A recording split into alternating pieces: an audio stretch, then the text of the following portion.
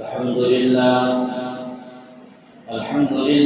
نحمده ونستعينه ونستغفره ونؤمن به ونتوكل عليه ونعوذ بالله من شرور أنفسنا ومن سيئات أعمالنا من يهده الله فلا مضل له ومن يضلله فلا هادي له ونشهد أن لا إله إلا الله ونشهد أن سيدنا ومولانا محمدا عبده ورسوله أعوذ بالله من الشيطان الرجيم بسم الله الرحمن الرحيم سبحان الذي أسرى بعبده ليلا من المسجد الحرام إلى المسجد الأقصى الذي باركنا حوله لنريه من آياتنا إنه هو السميع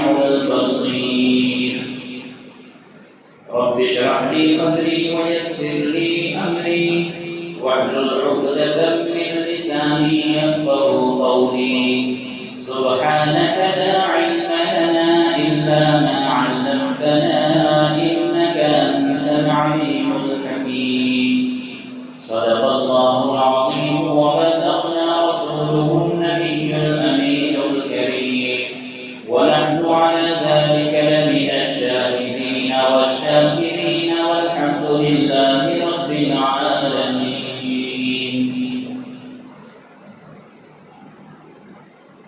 معزز سامعین کرام، پردہ نشین خواتین اسلام، رجب کا مہینہ چل رہا ہے اور ہر مہینے میں اللہ تبارک و تعالی کے عجائبات، نوادرات اور قدرت کے انمول واقعات ہوئے اس دنیا کے اندر تاریخیں گزر رہی ہیں. ہر مہینے میں کوئی نہ کوئی انمول انوکھا واقعہ پیش آتا رہا ہے. آج بھی واقعات پیش آتے ہیں اور یہ تاریخ میں درج ہو جائیں گے. نبی کریم صلی اللہ علیہ وسلم نبوت ملنے کے 5 سال کے بعد ایک انتہائی عجیب و غریب واقعہ پیش آیا، خرق عادت واقعہ پیش آیا، اور ایسا واقعہ پیش آیا کہ وہ انسانوں کے لیے ابتلاء و آزمائش کا ذریعہ قرار دیا گیا. اتنا عجیب و غریب واقعہ پیش آیا کہ اس سے پہلے ایسا واقعہ کبھی پیش نہیں آیا تھا. وہ واقعہ ہے معراج النبی صلی اللہ علیہ وسلم کا. یہ واقعہ اتنا عجیب و غریب ہے اور اتنا انوکھا ہے کہ قرآن اس واقعے کو جب شروع کرتا ہے تو لفظ سبحان کے ذریعے سے شروع کرتا ہے. سبحان اللہ. آپ کہاں کہتے ہیں جب ہم کسی بیان میں ہوتے ہیں یا راستے میں سفر کرتے ہوئے کسی عجیب و غریب چیز کو دیکھتے ہیں تو بے ساختہ زبان سے نکلتا ہے سبحان اللہ. یعنی جہاں انسانی عقل حیران رہ جائے، جہاں تعجب ہو جائے، جہاں کوئی ایسی چیز نظر آئے جو یقین آنا مشکل ہو لیکن آنکھ دیکھ رہی ہے، تو انسان بے ساختہ کہتا ہے سبحان اللہ. تو اللہ تبارک و تعالی نے جو اپنے محبوب اور لاڈلے نبی جناب محمد رسول اللہ صلی اللہ علیہ وسلم کے ساتھ جو معراج کا واقعہ پیش آیا، یہ واقعہ اتنا تعجب خیز تھا، اتنا انمول تھا کہ اللہ تعالیٰ نے فرمایا سبحان الذی، سبحان کے ذریعے سے سبحان الذی اسری بعبده لیلا من المسجد الحرام الى المسجد الاقصى الذي باركنا حوله لنريه من آياتنا إنه انہ هو السمیع البصیر. اس آیت کریمہ کے ذریعے سے اس واقعے کو شروع کیا. سبحان یعنی پاک ہے وہ ذات جس نے اپنے نبی اپنے بندے جناب محمد رسول اللہ صلی اللہ علیہ وسلم کو لے گیا. کہاں؟ من المسجد الحرام الى المسجد الخمسہ. مسجد حرام سے مکے سے مسجد حرام سے اقصی یعنی بیت المقدس تک. الذي باركنا حوله لنريه من آياتنا. اور یہ اس لیے لے گیا تاکہ وہ اپنے بندے کو عجائبات کا عجیب و غریب اور قدرت کے انوکھے انوکھے واقعات کا مشاہدہ کرائے، دیدار کرائے، اپنے نبی کو دکھائے کہ آنے والے زمانے میں کیا ہونے والا ہے، میدان حشر میں ہم بندوں کے ساتھ کیا کریں گے، انسان جو دنیا میں جو کچھ کر رہا ہے اس کا آئندہ کیا رزلٹ آنے والا ہے، کیا نتیجہ آنے والا ہے.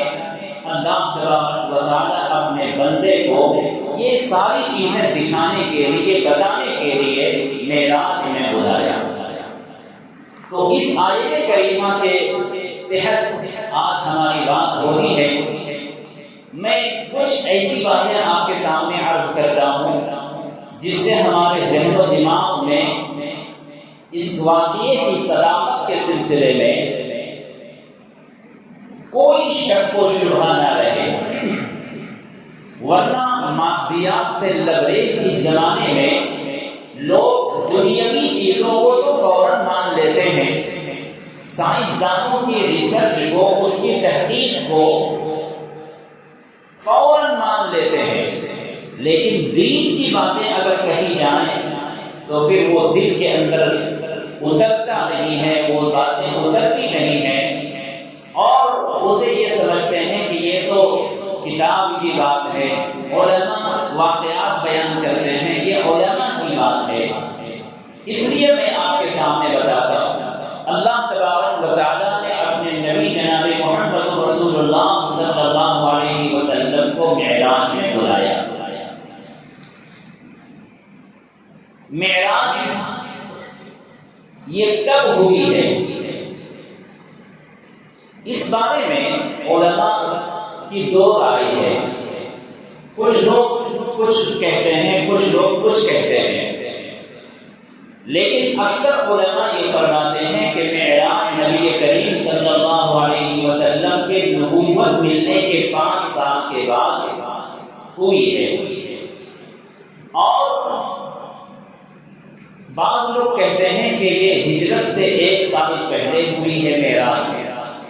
لیکن میں آپ کو بتانا چاہتا ہوں کہ معراج چاہے جب بھی ہوئی ہو، اس زمانے میں تاریخ لکھنے کا اتنا رواج نہیں تھا، اس لیے لکھنے کا زیادہ اہتمام نہیں ہو سکا، اس لیے آگے پیچھے ہو سکتا ہے.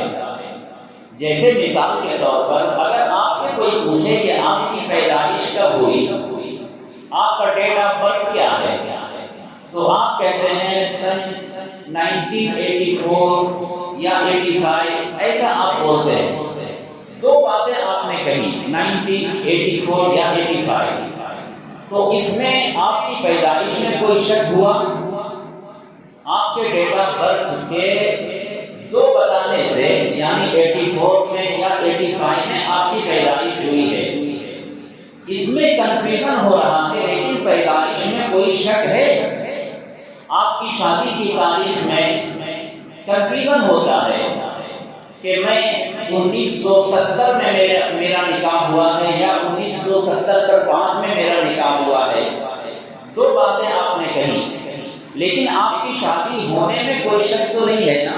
آپ کی شادی بھی ہوئی ہے، آپ کی پیدائش بھی ہوئی ہے، لیکن بتانے میں فرق ہو رہا ہے، وہ کنفیوژن ہے.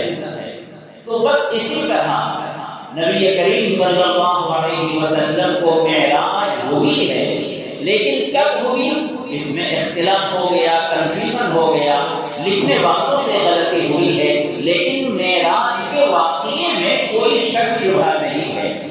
اور یہ اس لیے ہے کہ سب سے پہلے تو اللہ تعالیٰ فرما رہا ہے سبحان الذی اسری، 15ویں پارے کی پہلی آیت، قرآن کی آیت کو کون جھٹلا سکتا ہے؟ دوسری بات، ایک نہیں دو نہیں، تقریباً 40 اور 5 صحابہ کرام معراج کے واقعے کی شہادت دے رہے ہیں، اور وہ مقدس جماعت جن کے تقدس کی قسم خود قرآن کھاتا ہے، خود قرآن فرماتا ہے رضی اللہ عنہم ورضوا عنہ وعد اللہ الحسنى، صحابہ کرام ہی وہ مقدس جماعت ہے جن سے اللہ راضی ہے اور اللہ ان کو راضی کر لیا ہے، اور جن کے لیے جنت کا وعدہ، جن کے لیے اللہ تبارک و تعالیٰ نے مغفرت کا وعدہ کر لیا ہے دنیا ہی میں۔ تو صحابہ کرام میں 45 صحابہ کرام ہیں جو اس واقعے کی شہادت دیتے ہیں اور فرماتے ہیں کہ ہاں معراج ہوئی ہے۔ اور دوسری بات، معراج کے واقعے میں کسی طرح کا شک نہیں ہونا چاہیے، اگر شک کریں گے تو ہمارے ایمان کا جنازہ نکلے گا، ایمان ختم ہوگا، اور پھر اللہ تبارک و تعالیٰ کے پاس جب ہم جائیں گے تو اللہ تبارک و تعالیٰ جو ابو جہل کا حشر فرمایا تھا، جو ابو لہب کا حشر فرمایا تھا، معراج کے واقعے کو جن جن لوگوں نے جھٹلایا تھا اسی کے ساتھ اس کا بھی حشر ہوگا اس زمانے میں اگر کوئی جھٹلاتا ہے۔ اس لیے اللہ تبارک و تعالیٰ نے سبحان الذی اسری کے ذریعے سے معراج کے واقعے کو شروع فرمایا، اور پھر اتنے صحابہ کرام موجود جو روایت کرنے والے ہیں، بیان کرنے والے ہیں، اور اس کی صداقت کی گواہی دینے والے ہیں۔ دوسری بات، معراج جو ہوئی ہے وہ خواب کے ذریعے سے ہوئی ہے یا جسمانی طور پر؟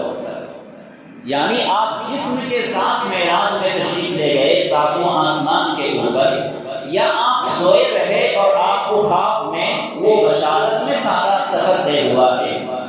یہ بھی اختلاف رہا ہے، لیکن راجح اور تمام صحابہ کرام رضوان اللہ علیہم اجمعین اس کے قائل ہیں کہ اللہ تبارک و تعالیٰ نے آپ کو جسمانی طور پر معراج کرائی ہے۔ اگر معراج روحانی ہوتی، خواب میں اور نیند میں اگر ہوتی تو کفار و مشرکین اتنا ہنگامہ نہ مچاتے۔ کفار و مشرکین میں چینی گولیاں شروع ہوئی تھی، اور کفار و مشرکین نے یہ سوال بھی کیا تھا کہ اے محمد اگر تم مکے سے بیت المقدس تک سفر کر کے گئے تو بتاؤ کہ راستے میں تمہیں کیا کیا چیزیں ملی ہیں؟ اچھا یہ بتاؤ کہ مسجد حرام سے مکے سے تم مسجد اقصیٰ گئے تو مسجد اقصیٰ میں کتنی کھڑکیاں تھیں، کتنے دروازے تھے، کتنے پلر تھے؟ اس طرح کے سوالات ہوئے ہیں حضور صلی اللہ علیہ وسلم سے۔ تو اس سے بھی سمجھ میں آتا ہے کہ اللہ کے رسول صلی اللہ علیہ وسلم کو جو معراج ہوئی ہے وہ نیند میں اور خواب میں نہیں۔ اگر نیند میں اور خواب میں ہوتی معراج تو پھر اس طرح کا لوگ سوال ہی نہ کرتے، کہ لوگ بولتے کہ یہ تو خواب کی بات ہے۔ لیکن اللہ کے رسول صلی اللہ علیہ وسلم سے ایسا سوال بھی ہوا کہ آپ جب راستے میں سفر کر رہے تھے تو بتاؤ آپ کو کیا کیا ملا ہے؟ تو اللہ کے رسول نے بتایا کہ میں جب گزر رہا تھا تو ایک جگہ دیکھا کہ اونٹ چل رہے تھے، اونٹ چلنے کی خبر دی ہے، راستے میں جو کچھ ملا اس کی آپ نے برابر خبر دی ہے۔ تو اس سے یہی سمجھ میں آتا ہے کہ کفار و مشرکین بھی سمجھتے تھے کہ حضور کو جو معراج ہوئی ہے وہ روحانی طور پر نہیں، نیند اور خواب میں نہیں، بلکہ جسمانی طور پر ہوئی ہے، اور اسی لیے وہ اس طرح کے سوال بھی کرتے تھے اور لوگوں میں چرچے کا باعث بنا تھا۔ لہذا ابھی ہمیں دو باتوں کا یقین کرنا ضروری ہے۔ پہلی بات تو یہ کہ معراج ہوئی ہے، دوسری بات کہ معراج بھی جسمانی طور پر ہوئی ہے، خواب میں اور نیند میں نہیں ہوئی ہے۔ اس کے بعد اب تیسری بات یہ ہے کہ اللہ کے رسول صلی اللہ علیہ وسلم کو جو معراج ہوئی ہے اس کا پس منظر کیا ہے؟ اس کا بیک گراؤنڈ کیا ہے، یہ کیوں آپ کے ساتھ اتنا انمول اور انوکھا واقعہ پیش آیا، اللہ تبارک و تعالیٰ نے اتنا محبت کا برتاؤ آپ کے ساتھ فرمایا، اس کا پس منظر آپ کو جاننے کی ضرورت ہے۔ آپ کو پتا ہے کہ اللہ کے نبی علیہ الصلوۃ والسلام کے دنیا میں جب آپ اس دنیا میں تشریف لائے تو والد نہیں تھے، آپ یتیم پیدا ہوئے تھے، اسی لیے آپ کو درر یتیم کہا جاتا ہے۔ اور ابھی آپ 2 سال 4 سال کے ہوئے تو امی جان کا انتقال ہو گیا، باپ بھی نہیں ماں بھی نہیں، دادا کی پرورش میں گئے، دادا کا انتقال ہو گیا، دادا کے بعد آپ چچا ابو طالب کے پاس آئے، ان کی زیر حفاظت آپ رہنے لگے، تو خواجہ ابو طالب کا انتقال ہو گیا، اور یہ جو دور کے رشتے دار تھے وہ یکے بعد دیگر انتقال ہوتے رہے۔ ایک آپ کی زوجہ حضرت خدیجہ الکبریٰ رضی اللہ عنہا پہلی بیوی صاحبہ جو انتہائی باہمت، انتہائی مشفقہ، منتظمہ اور آپ سے بے انتہا محبت کرنے والی اور آپ کو ہر کام سے فارغ کر کے صرف دین کی خدمت کے لیے فل ٹائم دینے والی خاتون، یعنی گھر کی تمام ضرورتوں کے لیے، تمام الجھنوں کے لیے اپنے آپ کو لگا دیتی اور اپنے شوہر آقا انعامدار جناب محمد رسول اللہ صلی اللہ علیہ وسلم سے فرماتی کہ آپ دین کی دعوت کے لیے آپ جو چاہیں جہاں چاہیں آپ اس کام میں لگے رہیں، یعنی گھریلو تمام ذمہ داریاں حضرت خدیجہ رضی اللہ عنہا سنبھالتی تھی، اور باہر کی جو پریشانی ہوتی خواجہ ابو طالب سنبھال لیتے تھے۔ یہ آپ کے لیے 2 طرف سے ایک ڈھال کی طرح سے تھے، باہر کی پریشانی ہوتی خواجہ ابو طالب سنبھالتے، اندر کی گھر کی کوئی پریشانی ہوتی حضرت خدیجہ الکبریٰ رضی اللہ عنہا سنبھال لیتی۔ لیکن قسمت کی خوبی دیکھیے، اللہ تبارک و تعالیٰ نے پہلے باپ کو پھر ماں کو اس دنیا سے اٹھا لیا، اس کے بعد دادا کو اس دنیا سے اٹھا لیا، اس کے بعد یہ دونوں جو آپ کے لیے انتہائی مشفق تھی، مہربان تھی، دونوں ہستیاں حضرت خدیجہ الکبریٰ رضی اللہ عنہا بھی اللہ کی پیاری ہو گئی، اور خواجہ ابو طالب جو چچا تھے ان کا بھی انتقال ہو گیا۔ ایک سال میں یہ دونوں یعنی حضرت خدیجہ الکبریٰ اور حضرت خواجہ ابو طالب یہ دونوں ایک ہی سال میں انتقال کر گئے۔ جس سال انتقال ہوا ان دونوں ہستیوں کا اللہ کے رسول صلی اللہ علیہ وسلم کو اتنا صدمہ ہوا، اتنا غم ہوا کہ اس سال کا نام ہی حزن العام رکھ دیا گیا۔ آپ تاریخ کی کتابوں میں عام الحزن، حزن کا سال، غم کا سال، عام الحزن، تاریخ کی کتابوں میں آپ عام الحزن سرچ کریں گے، تاریخ کی کتابوں میں دیکھیں گے تو یہ پورا واقعہ ملے گا۔ یعنی ان دونوں شخصیتوں کے انتقال پر اتنا صدمہ ہوا، اتنا رنج و غم ہوا کہ اس سال کا نام ہی عام الحزن رکھ دیا گیا، غم کا سال۔ بہرحال اللہ کے نبی علیہ الصلوۃ والسلام اب بالکل تنہا، نہ شوہر نہ بیوی ہیں نہ چچا ہیں، والد کا پہلے انتقال ہو چکا ہے، امی کا انتقال ہوا، پھر دادا کا انتقال ہوا، پھر یہ دونوں ایک کے بعد دوسرے آپ کو داغ مفارقت دے کر چلے گئے، تو اللہ کے رسول صلی اللہ علیہ وسلم بہت نڈھال ہو گئے، غموں سے نڈھال ہو کر سوچنے لگے کہ اب کیا کرنا چاہیے۔ بہرحال آپ نے یہ سوچا کہ مکے میں ہم نے اتنے دنوں سے دعوت و تبلیغ کی، لوگوں کو اللہ کی طرف بلایا، دین کی دعوت دی، لیکن یہ ہٹ دھرم ہیں، ہمارے دشمن ہو گئے، اب دیکھتے ہیں کہ کسی دوسری طرف اللہ کے اس پیغام کو پہنچاتے ہیں، کون اللہ کے پیغام کو قبول کرتا ہے۔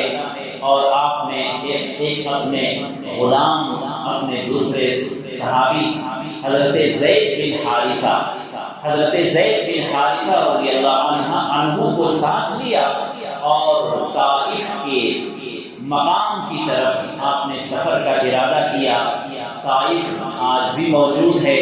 طائف کے اندر آپ یہ سوچ کر تشریف لے گئے تھے کہ وہاں کی قوم میری بات کو مانے گی، اللہ کے دین کو قبول کرے گی، اللہ کے پیغام کو دل و جان سے مانے گی۔ لیکن جب اللہ کے رسول صلی اللہ علیہ وسلم طائف کے اندر تشریف لے گئے تو وہاں جو کچھ آپ سوچ رہے تھے اس کا الٹا ہوا۔ وہاں کی قوم بڑی بدبخت نکلی اور اللہ کے رسول صلی اللہ علیہ وسلم کی امیدوں پر پانی پھیر دیا، لوگ دشمن ہو گئے۔ اتنا ہی نہیں، آپ کا مذاق اڑایا گیا، آپ کو پتھروں سے کنکریوں سے مارا گیا، یہاں تک کہ جب آپ وہاں سے تشریف لانے لگے، واپس لوٹنے لگے تو وہاں چھوٹے چھوٹے بچے دیوانوں کو جس طرح مارتے ہیں، بھگاتے ہیں، اللہ کے رسول صلی اللہ علیہ وسلم کو پیچھے سے کنکریاں مارنے لگے۔ آپ کے جسم اطہر سے خون بہہ کر آپ کی جوتی مبارک بھر گئی اور ایک جگہ آپ زخموں سے چور ہو کر بیٹھ گئے۔ اسی وقت اللہ تبارک و تعالیٰ کی رحمت کو جوش آیا۔ اللہ تبارک و تعالیٰ نے فرشتوں کو بھیجا اور فرمایا کہ اے فرشتوں، جا کر میرے محبوب کو میرا سلام سناؤ اور پوچھو میرے محبوب کی کیا رضا ہے، میرے محبوب کی کیا مرضی ہے، میرے محبوب کیا چاہتے ہیں۔ اگر وہ اجازت دیں، اگر وہ حکم کر دیں تو تم جو چاہو وہاں کرو۔ چنانچہ فرشتے آ کر اللہ کے رسول صلی اللہ علیہ وسلم کے سامنے عرض کرتے ہیں کہ اے اللہ کے محبوب، اللہ آپ کو سلام پیش کرتا ہے اور اللہ فرماتا ہے کہ اگر آپ اجازت دیں تو میں ان پہاڑیوں کو ملا دوں تاکہ یہ طائف کے لوگ اسی میں پس کر رہ جائیں اور انہیں ان کی سزا مل جائے۔ اللہ کے نبی علیہ الصلوۃ والسلام نے فرمایا کہ میں رحمت بن کر آیا ہوں، ان کے لیے قہر اور غضب کے لیے نہیں آیا۔ میں ان کے قہر کی دعا کیوں کروں، ان کے عذاب کی دعا کیوں کروں؟ آج کے نہیں پہچانتے ہیں، مجھے امید ہے کہ ان کی آنے والی نسلیں مجھے پہچانے گی۔ اللہ کے رسول صلی اللہ علیہ وسلم نے وہاں طائف کے لوگوں کے لیے بربادی کی دعا یا ہلاکت کا حکم نہیں دیا اور آپ وہاں سے تشریف لائے۔ ایک تو بیوی نہیں، چچا نہیں، والد نہیں، امی نہیں، دادا نہیں، کوئی نہیں ہے دنیا میں، صرف اور صرف اللہ ہے۔ انسان کی فطرت اور فطرت کے تقاضے میں انسان پر جب غم آتا ہے وہ روتا بھی ہے اور اللہ سے سرگوشی اور مناجات بھی کرتا ہے۔ حدیث پاک میں اللہ کے نبی علیہ الصلوۃ والسلام اسی درمیان میں، یعنی ادھر سے بھی طائف کے اندر آپ زخم کھائے ہوئے ہیں، ادھر غم بھی ہے، بیوی اور چچا کا انتقال ہوا ہے، آپ ایک رات سو رہے تھے اور یہی سب سوچ رہے تھے کہ کاش کوئی ایسا میرا دوست ہوتا جس سے میں اپنے دل کی بات کرتا۔ انسان جب غم میں ہوتا ہے تو وہ اپنے دل کی بات کسی کے سامنے کہنا چاہتا ہے۔ میرے دوستوں یاد رکھیں، دنیا میں صرف پیسہ ہی نہیں ہے، آپ کی زبان سے نکلے الفاظ بھی پیسے سے زیادہ کام کرتے ہیں۔ کسی کے پاس آپ 2 منٹ بیٹھ کر خوشی اور محبت کی بات آپ کریں گے تو آپ کے پیسے سے بھاری کام کرتا ہے۔ کسی سے ملاقات کر لیں گے، 2 پیار کے بول لیں گے، وہ کتنی عظیم ہوتی ہے، ان کی حوصلہ افزائی کے لیے اور ان کے جینے کے لیے بہت بڑا سہارا ہوتا ہے۔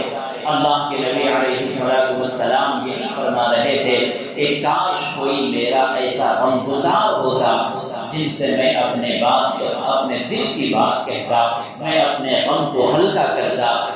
اللہ تبارک و تعالیٰ جو دلوں کی بھید کو جاننے والا ہے، دلوں کے راز کو جاننے والا ہے، اللہ تبارک و تعالیٰ نے آپ کی اس آہ کو قبول کر لیا۔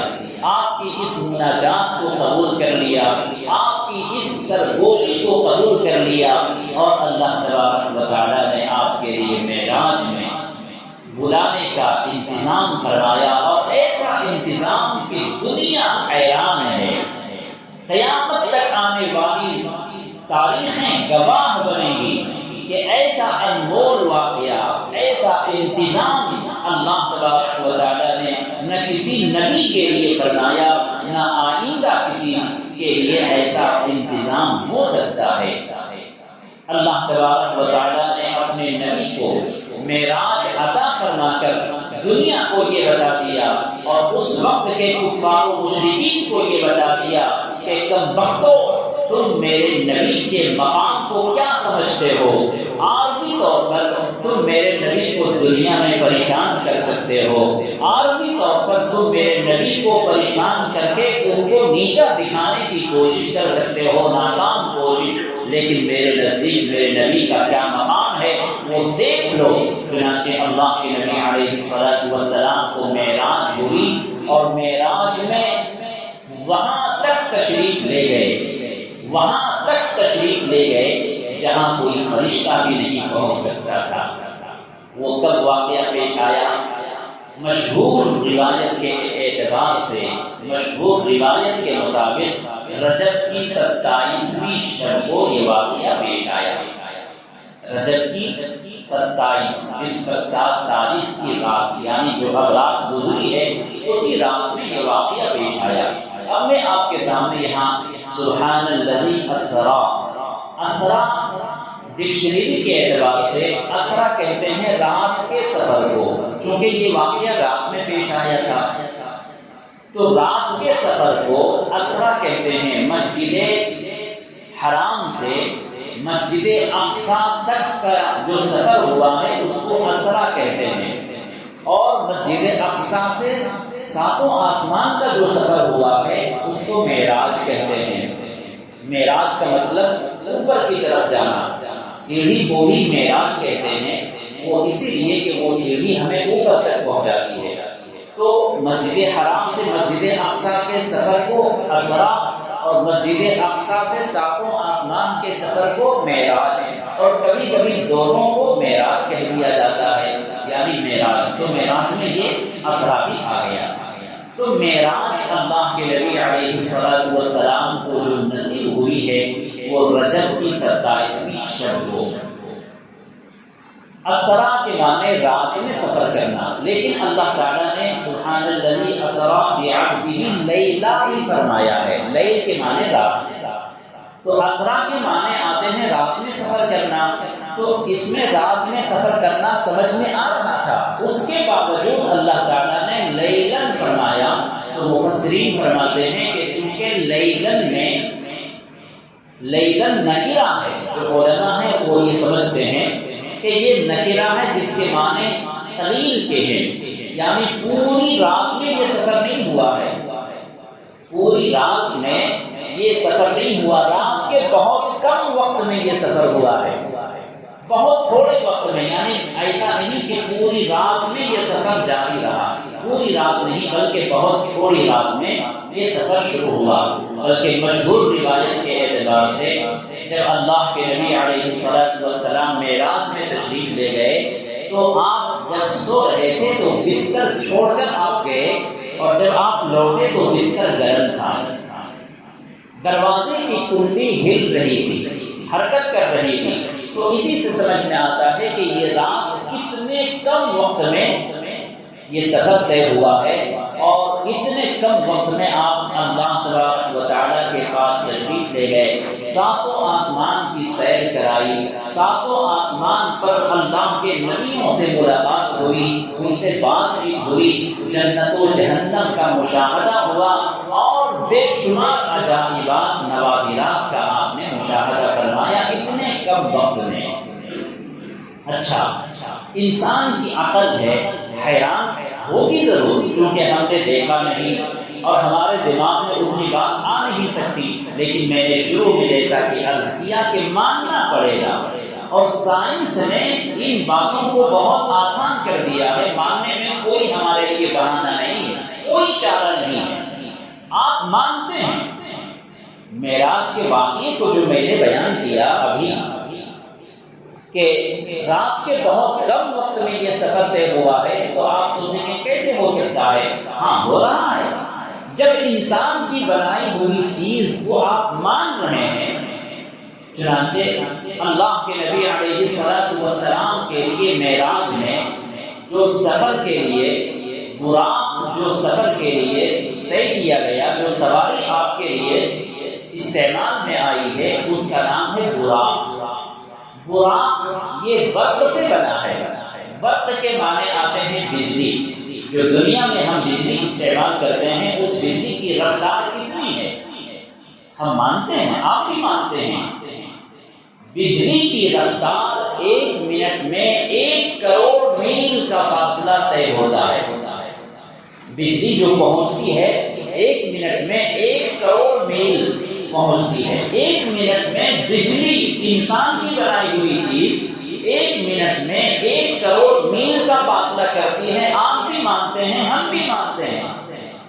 تو اللہ نے اپنے نبی کے لیے اگر براق سواری کا انتظام کیا، جس کی رفتار یہ بتائی گئی ہے کہ اس سواری کا ایک پیر یہاں پڑتا تھا اور دوسرا پیر وہاں پڑتا تھا جہاں تک اس کی نگاہ پہنچتی تھی، تو ہم کیوں نہیں مانتے؟ ہمیں ماننے میں کیا پریشانی ہے؟ انسان کی بنائی ہوئی چیز کو ہم مان رہے ہیں۔ امریکہ نے سن 1976 میں ایک سیارہ ہے مریخ، آپ تاریخ کی کتابوں میں پڑھیں گے، جغرافی اور سائنس کے جو اسٹوڈنٹس ہیں وہ پڑھیں گے، مریخ یہ دنیا کا سب سے قریب ترین سیارہ کہا جاتا ہے۔ بہت سارے سیارے ہیں، ستارے ہیں، چاند یہ بھی ایک سیارہ ہے، سورج یہ بھی ایک سیارہ ہے۔ تو مریخ دنیا میں ہمارے آسمان میں سب سے قریب ترین، سب سے نزدیک جو سیارہ ہے اس کا نام ہے مریخ، اور یہ ہم سے کتنے فاصلے پر ہے؟ ہمارے آسمان میں کتنی دوری پر ہے؟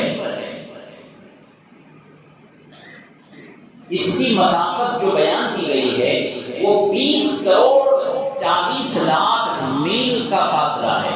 20 کروڑ 40 لاکھ میل کا فاصلہ ہے، سب سے قریب ترین سیارہ۔ امریکہ نے 20 جولائی کو سن 1976 میں ایک وائکنگ خلائی جہاز کو چھوڑا وہاں تک پہنچنے کے لیے، مریخ تک پہنچنے کے لیے اس نے ایک ہوائی جہاز بھیجا، خلائی، جو پائلٹ کے ذریعے سے، ریموٹ کے ذریعے سے چلتا ہے، اس میں پائلٹ نہیں بیٹھتا۔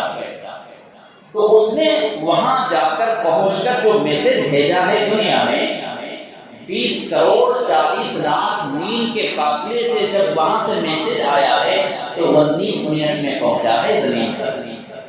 یہ انسانوں کی ایجادات ہیں، انسانوں کی تخلیقات ہیں، اور ہم اور آپ سب جھکا کر مانتے ہیں کہ ہاں امریکہ نے اس کو ریسرچ کیا ہے، امریکہ نے اس کو بنایا ہے۔ تو جس اللہ نے زمین و آسمان کی تخلیق فرمائی ہے، جس اللہ نے اپنے نبی کے لیے سبحان کے ذریعے سے معراج کے واقعے کو بیان کیا ہے، اس اللہ نے اپنے نبی کے لیے براق سواری کا انتظام کیا، جس کی یہ رفتار بتائی کہ ایک پیر یہاں اور دوسرا پیر وہاں جہاں تک وہ سواری دیکھتی تھی، اور وہ سواری گھوڑے اور کھچر کے درمیان کے سائز کی سواری تھی۔ تو بہرحال معراج کے واقعے میں یہ باتیں بہت اہم تھیں۔ اس کے بعد اللہ کے نبی علیہ الصلوۃ والسلام حضرت علی رضی اللہ عنہ کی بڑی بہن حضرت ام ہانی کے گھر میں رات میں لیٹے ہوئے تھے۔ رات میں آپ کی آنکھ لگتی تھی، کبھی کھلتی تھی، اسی درمیان میں آپ کے گھر کے جو چھت تھی وہ چھت پھٹی، وہاں سے 2 فرشتے نازل ہوئے، حضرت جبریل اور حضرت میکائیل۔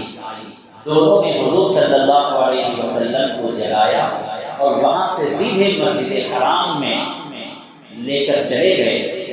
ایک طرف حضرت حمزہ، دوسری طرف حضرت جعفر، دونوں سو رہے تھے، بیچ میں تھوڑی جگہ تھی، اللہ کے نبی علیہ السلام پر نیند کا غلبہ تھا، آپ کو وہاں لٹا دیا۔